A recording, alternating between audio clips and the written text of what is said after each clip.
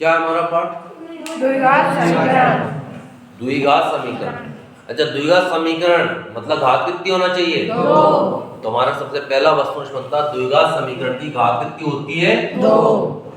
और द्विघात समीकरण का मानक या व्यापक रूप क्या है हमारा?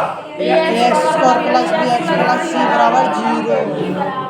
ये जो बराबर आ गया तो ये क्या बन गया? समीकरण। बराबर हट गया तो बहुपद। इसलिए कई बार ये बोला जाता है द्विघात बहुपद। द्विघात बहुपद fx क्या है? fx को fx बराबर 0 में हम क्या कहेंगे? द्विघातीय समीकरण। ये द्विघात बहुपद है fx और यदि बराबर में 0 लग गया तो क्या बन जाएगा? समीकरण। तो हम इसे क्या बोलते हैं? समीकरण। तो ये हमारा एक वस्तुनिष्ठ बनता है यहाँ पर कि द्विघात बहुपद है fx के रूप का, यदि वो fx बराबर 0 हो जाए तो क्या कहलाएगा? द्विघातीय समीकरण। अगला प्रश्न, घात इसकी कितनी हो गई हमारी? 2। चलो अपना किसने खोज करी थी इसके बारे में? और क्या किया था श्रीधराचार्य ने? द्विघातीय सूत्र। क्या है द्विघातीय सूत्र? x बराबर माइनस b के अंदर b स्क्वायर माइनस 4ac पूरे के बारे में 2a। x बराबर minus B plus minus under root के अंदर b वर्ग ऋण 4ac पूरे के बटे में 2a। ये हमारा किसका सूत्र है? श्रीधराचार्य। अच्छा, श्रीधराचार्य ने हल करने का जो सूत्र दिया उसे क्या बोलते हैं? द्विघातीय सूत्र। और द्विघातीय सूत्र क्या है? ये है हमारा x बराबर minus B plus minus b square minus 4ac। ये हमारी स्थिति बनी। ये हमारा आदर्श द्विघातीय समीकरण का बना। द्विघातीय समीकरण में यदि वस्तुनिष्ठ की बात करें हम तो हमारे पास अगला हिस्सा आता है विविक्त कर। चलो विविक्त कर बराबर b स्क्वायर माइनस 4ac। विविक्त कर को d से भी दर्शाया गया b वर्ग ऋण 4ac। विविक्त कर काय के लिए याद किया जाता है? मूलों की प्रकृति या के मान के लिए हम करते हैं। तो हमारा अगला प्रश्न बनता है मूलों की प्रकृति। मूलों की प्रकृति की कुल कितनी स्थिति है हमारे पास? मूलों की प्रकृति ज्ञात करने की कुल कितनी स्थितियां हैं? 3। कौन कौन सी हैं? पहली स्थिति इसका मान 0 से बड़ा है। 0 से बड़ा मतलब कैसा हो गया? धनात्मक। और धनात्मक हो गया तो मूल कैसे होंगे? वास्तविक और भिन्न। भिन्न को कई बार असमान भी बोला गया है।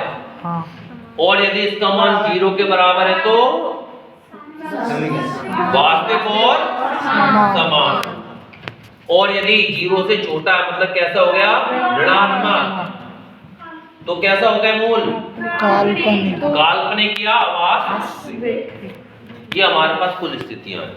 अब हमारे यहाँ पे पहला प्रश्न बनता है जो हमें रिक्त स्थान या जोड़े विविक्त कर का मान ज्ञात करने का सूत्र b वर्ग ऋण 4ac। ये बिल्कुल लिख के मत जाना, ये काय का है? द्विघातीय सूत्र है।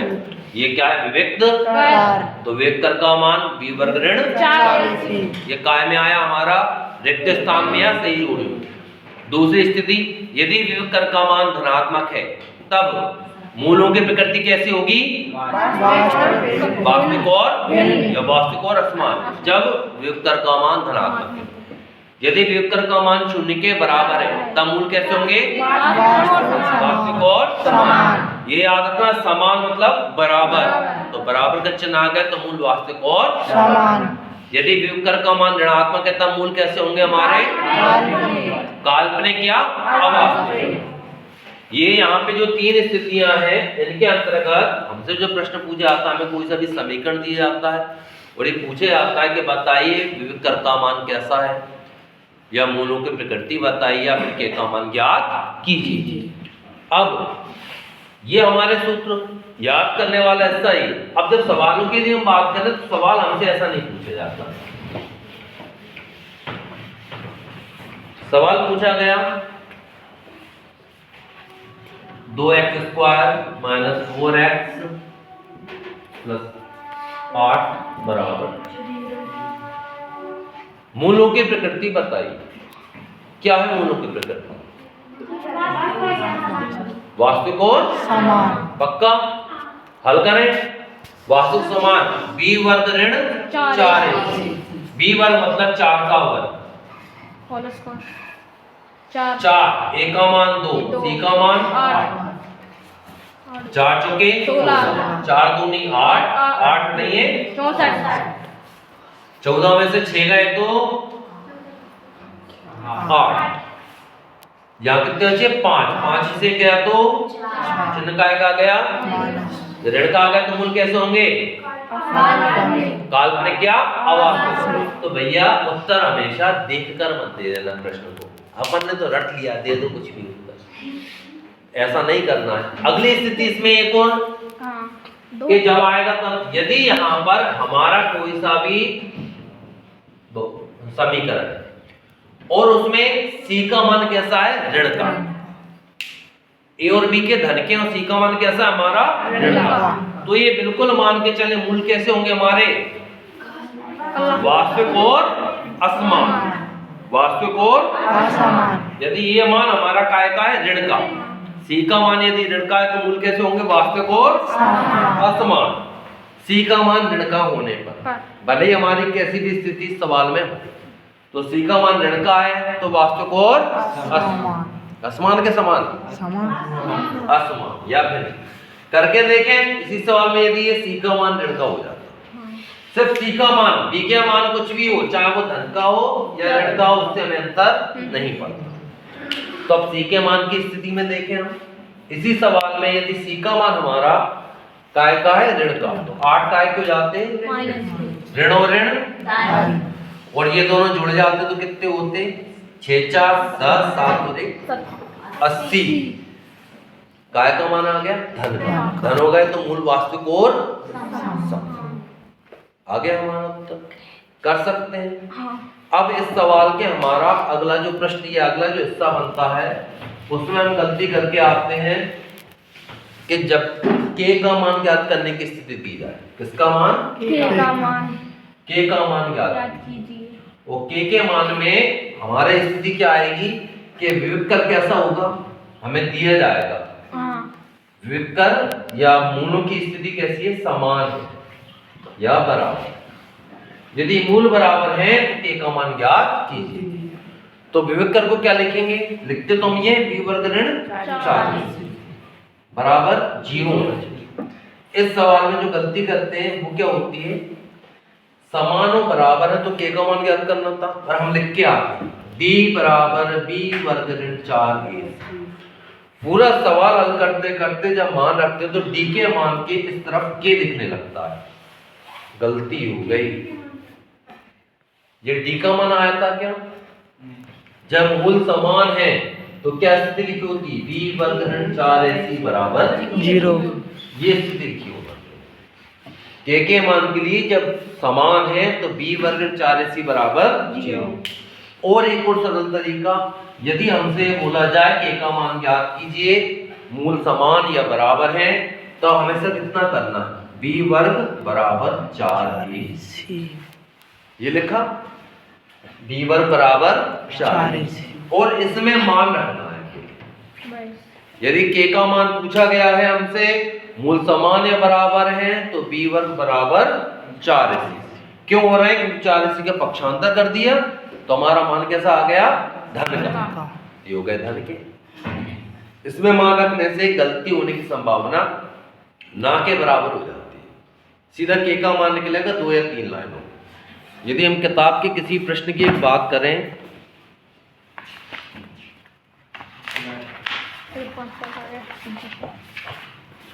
जैसे हमारा प्रश्न दिया गया हमें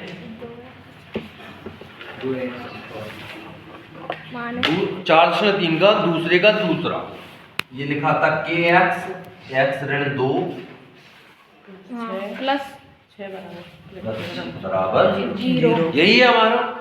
अब सबसे पहले क्या ये वर्ग समीकरण के रूप में है क्या? x की घात 2 होना चाहिए ना, तभी कहलाएगा द्विघाती समीकरण।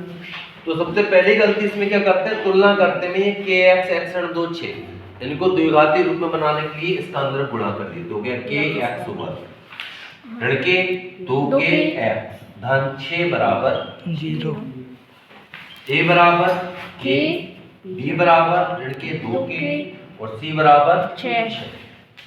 अब ये वाला सूत्र हमारा मूल समान है, तो बी का मान क्या है, ऋण के 2 के का होल स्क्वायर 4, ए का मान के, सी का मान 6 4 का 2 का वर्ग 4 ऋण ऋण धन ये हो गया के के बराबर 24 6 चौके 24, के वर्ग ऐसे ही रहा, इस वाले के का सिर्फ गुणा कर दिया तो बट्टे में आ गया, ये 24 बट्टे 4 के से एक घात कम हो गई तो ये बचा के और बराबर 4 छंग 24 ये आ गया हमारा। क्या किया हमने, इस वाले का उपयोग किया। अब यदि इसकी जगह ही इस सूत्र में यदि स्क्वायर वाले समीकरण नहीं बनाते, पेपर में क्यों पूछा आता है, क्योंकि उन्हें पता है कि तुम इस वाले समीकरण पे नहीं पहुंचोगे, तुम गुणा नहीं करोगे। और सीधे करेंगे। दूसरी स्थिति वियुक्त कर में हमारा अगला मान लिखा होता है d बराबर, तो यदि d बराबर b वर्ग ऋण 4ac, ये लिख दिया सीधा, फिर इसको हल किया, ये तो d हैगा, k का मान तो निकल ही नहीं रहा मेरे, हां d गायब हो गया, और फिर आखिरी में पता नहीं अपनी मिनट से हम कुछ भी करके आते, तो ऐसा ना, और कोई इसमें प्रश्न नहीं बनता हमारा पार्ट 5 नंबर 4 या 5 नंबर का पार्ट है हमारा, तो 4 या 5 नंबर के पार्ट की स्थिति में हमारे पास 1 नंबर या 2 नंबर हमें ये विविध कर देके जाता है, विविध कर का एक प्रश्न आएगा वस्तुनिष्ठ में और एक हमारा सवाल क्यों आएगा, क्योंकि हमारे किताब में पूरे में 2 हिस्सों में डिवाइडेड है, एक है गुणनखंड विधि से द्विघात समीकरण को हल करो, दूसरा है विविध कर ज्ञात करो। इसके अलावा एक वस्तुनिष्ठ कौन सा रह गया, कोई बताएगा तुम में से? हां सर कौन सा? v स्क्वायर, वो ऐसा है ना, वो उसके नीचे वो लगता है बराबर वाला चाहिए। हाँ, यदि b वर्ग ऋण 4ac बड़ा या बराबर है 0 के, तो विकर्ण का मान कैसा होता है, सिर्फ वास्तविक। वास्तविक। इसके अलावा एक वस्तुनिष्ठ और बचा है, कौन सा बचा वस्तुनिष्ठ? अरे एक सबसे बड़ा पहले पार्ट का या पहले प्रश्न वाली का है, द्विघातीय समीकरण है या नहीं, तो है या नहीं में हल करना है, गुणा करना है, पक्षांतर करना है, सीधा उत्तर नहीं लिखना, जैसे अभी किसी ने बोला था, ऐसा बिल्कुल भी नहीं। जब भी पूछा द्विघातीय समीकरण है या नहीं, तो हमें यदि ये दे दी गया x धन 2 का वर्ग बराबर x वर्ग धन 3x धन 6, क्या ये द्विघातीय समीकरण है या नहीं, बताओ, है या नहीं?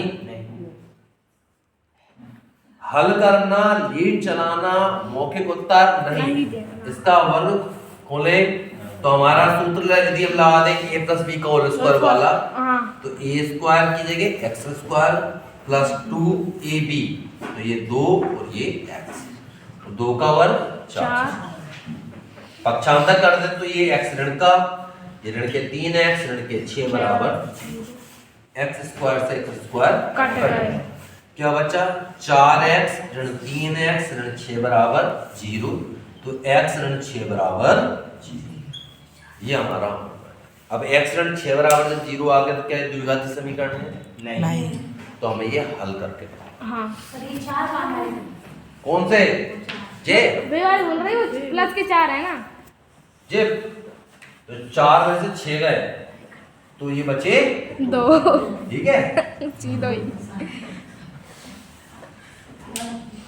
अब यदि हम सवाल को देखें तो हमारी स्थिति में यदि 1 नंबर के वस्तुनिष्ठ में आता है तो यहां तक पहुंचने की जरूरत हमें बिल्कुल नहीं है, हमने इनको काट दिया, कट गए, घात खत्म हो गई हमारी, तो हम बोल देंगे ये क्या है, द्विघाती समीकरण नहीं है। यदि उसने 2 नंबर में ये प्रश्न हमसे पूछ लिया, बताइए द्विघाती समीकरण है या, तब हमें इसे पूरा यहाँ तक हल करना है और इसकी जो घात आएगी ये बताएंगे, इसकी घात 2 नहीं है, चर राशि की घात 2 नहीं है, इसलिए द्विघाती समीकरण नहीं है। हो सकता है यदि यहाँ पे घात 3 होती तो ये हमारा क्या हो जाता, क्यू हो जाता। तो कितने घाती कहलाता, त्रिघाती। तो हम क्या बोलते हैं, ये त्रिघातीय समीकरण है, द्विघातीय नहीं है। जैसे बोलेंगे एक रैखिक समीकरण है, द्विघातीय समीकरण नहीं है।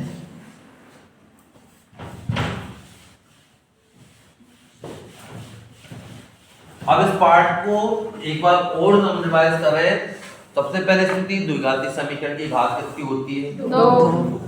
द्विघातीय समीकरण में हमारा अगला प्रश्न बनेगा किसकी, सूत्र किसने दिया था, द्विघात। उस सूत्र का नाम क्या था, द्विघात सूत्र। द्विघातीय सूत्र कौन सा है, x बराबर माइनस v प्लस माइनस 20 को माइनस पूरे बटे पूरे के बटे में 2 इसका अगला सूत्र क्या बना, विविक्त का। विविक्त का क्या है, v